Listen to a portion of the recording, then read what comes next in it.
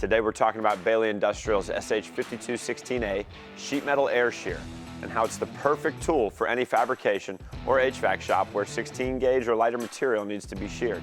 This SH5216A air shear has a capacity of 16 gauge mild steel and will cut all the way up to 52-inch wide sheet metal.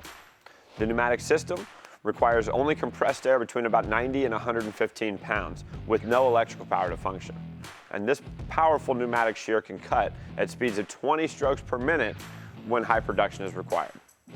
These Baileigh air shears are built of all steel plate that is fully integrated and welded to last decades. It also uses high chromium carbon blades for longer life. Now these blades have multiple cutting surfaces for extended life between resharpening. Front and back material supports as well as side guides are also included.